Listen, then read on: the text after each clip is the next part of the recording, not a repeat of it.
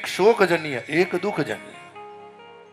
શોકજન્ય મૃત્યુ એનું છે, જગતમાં આવે તોય ખબર ના પડે, જીવે તોય ખબર ના પડે, જતા રહે તોય ખબર ના પડે. જ્યારે દુઃખજન્ય મૃત્યુ એ છે ભાઈ, કે છે ને, જબ તુમ આए જગત में जगत हसे तुम रोई. करनी ऐसी कर चलो कि तुम हंसो जगिरो.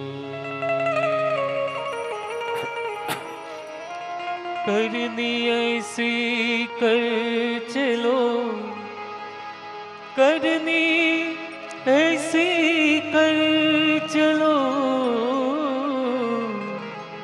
कि तुम हंसो जगी रोए. करनी ऐसी कर चलो कि तुम हंसो जगी रोए.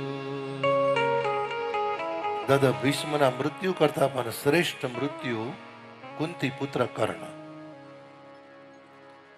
એકના અગ્નિ સંસ્કાર ગંગાના કિનારે થયા, એકના અગ્નિ સંસ્કાર સરયુના કિનારે થયા. જ્યારે કર્ણના કહ્યું ને, કર્ણદાન ઈશ્વરીની કીર્તિ સાંભળી તને મનમાં યગન લાગી. ભિખારી થઈ ગોદરા તે કવચ કુંડળ લીધા માગી.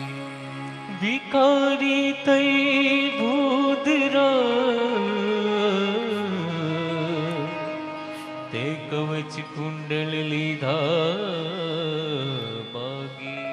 ભગવાને કર્ણના અગ્નિ સંસ્કાર ભગવાને જમણા હાથની હથેળીમાં કર્યા છે.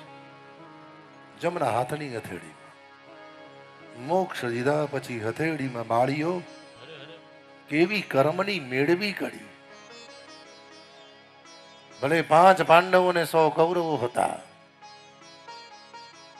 પણ અર્જુન કરતા ભગવાન હૃદયથી પ્રેમ વધારે કરતા હતા કર્ણને. જેના અગ્નિ સંસ્કાર ભગવાને જમણા હાથની હથેળીમાં કર્યા. અને સમય આવ્યો સાહેબ, ઉત્તરાયણનો પર્વ આવ્યો, ભગવાન સૂર્યને મકર રાશિમાં પ્રવેશ કર્યો અને કહે છે ને ભાઈ, રામ રામ કહી રામ કહી. રામ રામ કહી રામ તનુ પરિહર રઘુવીર વિરહ. રામ ગયમો સુરધાર. દાદા ભીષ્મએ હસ્તિનાપુરની અંદર બોલો દ્વારિકાધીશ શરીરનો ત્યાગ કર્યો. એક રાત્રિ વ્યતીત થઈ.